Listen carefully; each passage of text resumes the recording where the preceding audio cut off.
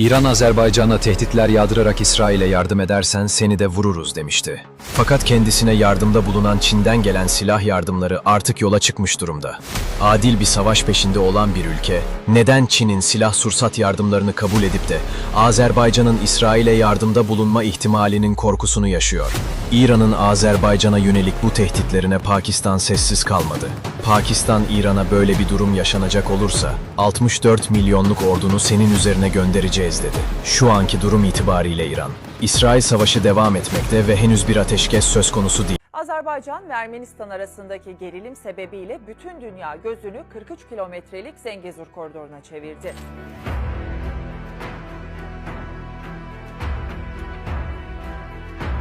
Birçok ülke taraflara desteğini açıklarken içlerinden en dikkat çekeni İran'dı. Çünkü sadece İran Azerbaycan'a karşı askeri müdahale tehdidinde bulundu. Ancak bu süreçte videolar yayınlayarak Azerbaycan'ı tehdit eden Zengezur koridorunun açılmasını kendi topraklarının işgali kabul edeceğini söyleyen İran, Xamneyi Azərbaycanı açıq şəkildə təhdid edir. İmam Hüseyin Hərbi Məktəbin məzuniyyət mərasimində çıxış edən Xamneyi deyir, İranın şimal-qərbində bəzi qonşu ölkələrdə yaşanan hadisələrin həlli yolu xarici güclərin bu ölkələrə müdaxiləsinin qarşısını almaqdır. Xamneyi dəstək verdikləri Ermənistanı nəzərdə tutmadığına görə şimal-qərbdə qonşu olan Azərbaycandır və xarici güclər də Türkiyə və İsraildir. İsrailin bölgədə mövcudluğu Tehranın iddia etdiyi formada deyil. Türkiyənin bölgədə mövcudluğuna qarşı çıxırlar və bunu sionist iddiası ilə etməklə inançlı kəsimi də səfərbər etməyi planlaşdırırlar. Xamneyi ardınca cəza mesajını verir. Başqalarına güvənərək öz təhlükəsizliyini təmin edə biləcəklərini düşünənlər yaxında sillə yeyərək cəzalarını görəcəklər. Hər kəs bilməlidir ki, qardaşlarına quyu qazanlar öncə özləri o quyuya düşəcək. İranın dini rəhbərinin bu mesajının Bakıya ünvanladığı bəllidir və açıq-açıq təhdid edir. Qardaş sözləri də Azərbaycanın inanclı kəsiminə ünvanlanıb.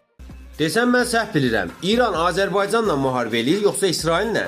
İrana raketi göndərən İsraildir, yoxsa Azərbaycandır? Müharibə eləyən İsrail, raket atan İsrail, günahkar hədəf yerinə qoyulan Azərbaycan hakimiyyəti Azərbaycan xalqıdır. İran vətəndaşları İsrail haqqında paylaşım etməkdən Azərbaycan haqqında paylaşım eləyib, təhdid videolar paylaşırlar. Azərbaycan 44 günlük vətən müharibəsi verdi. Günahsız insanların başına düşmən raketlər yağdırıb öldürdülər.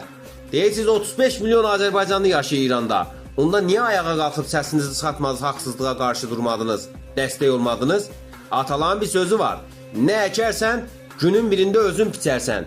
O gün olardın, bu gün olardıq. 200 min Azərbaycan türkünü öldürüblər. Kütlərlə birləşiblər. Urmiya və onun ətrafında 200 min. Özdə burada çox maraqlı bir şey var. Bütün xalqlar öz tarixində bu cür qanun hadisələrlə bağlı bilirsiniz də indi məsələ qaldırırlar, ən azı bir xatirə abidəsi qoyurlar, beynəlxalq məhkəməyə müraciət edir və tarix. İran rəhbərlərinin biri bu günə qədər Urmiya ətrafındakı o 200 min qırğınla bağlı ağzına danışmır. Çünki o da ölənlərin hamısı Azərbaycan türkləri olur. Bizim İranla öz aramızda sədd çəkməyə ehtiyacımız yoxdur. Zaten bu sədd Azərbaycan ürəyindən keçəcək. İsrail Azərbaycana nə edib? Azərbaycana qarşı Senatda 64 qətnamənin qəbul olmasının qarşısını alıb. Azərbaycana hərbi yardım göstərilməsi haqqında əvvəlki administrasiyanı, Obama administrasiyasını, sonra isə Biden administrasiyasını vadar etdi. Amerikanın tarixində ilk dəfə olan Xocalı soyqırımının tanıdılma kampaniyası Yahudi lobbisindən əl-ələ başlandı. Türk və Yahudi lobbisi ayrılmazdı ABŞ-da. Çox sayda ştat Xocalı soyqırımını soyqırım kimi tanıyıb və Azərbaycan günü elan edib bir çox ştat. Azərbaycanın Bakının hava hücumundan müdafiə sistemində və Bakından başqa bir neçə şəhərlərimizin hava hücumundan müdafiə sisteminin təkmilləşdirilməsi, əslində qurulması və yenilənməsi sistemində İsrailli qardaşlarımızın, dostlarımızın əməyi hədsizdir. Avigdor Lieberman o vaxt müdafiə naziri olanda LORA Zenit raket kompleksi satışına icazə yox idi, bizə satdı.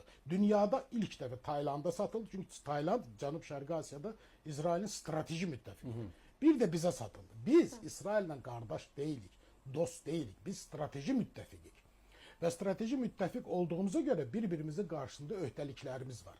Birincisi Farsın Türkünə düşmənçiliyi min illərdir davam edir.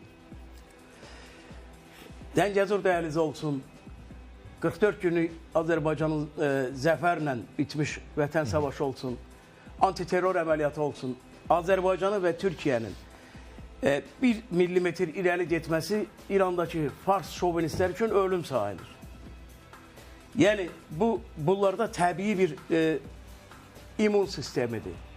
Bilir ki, İran bizim kardeşimiz değil. Onlar Ermənistanın kardeşi. Bu günləri Akopyanları gətirib, müqəddəs yerlərə gətirmək, kəsdirmək. Dəfələrlə bu barmağını havaya qaldırıb Azərbaycanı təhdid etmişdi. Zəngəzur dəhlizinə icazə verməyəcəyik, İran bu dəhlizə göz yummayacaq, sərhədlərin dəyişməsi mümkünsüzdür deyirdi. Sərhədlərimizin bir addımlığında hərbi təlimlər keçirib bizə gözdağı verirdi. Sepahın komandanı idi, İran İnqilab Keşikçiləri Korpusunun komandanı General Hüseyin Sevami İsrailin dəqiq zərbəsi ilə öldürüldü. Ölümündən bir gün öncə İsraili də təhdid etmişdi. Məncə İranın bugünkü yalnızlığının, bugünkü fəlakətinin düşdüyü durumun səbəbi elə bu generallardır. Molla düşüncəli generallardır. Çünki dünyaya siyasət pəncərəsindən yox, din pəncərəsindən baxırdılar, şiəlik pəncərəsindən, Xomeyni pəncərəsindən baxırdılar. Nəticədə də bax, bu cür vəziyyət yaranıbdır.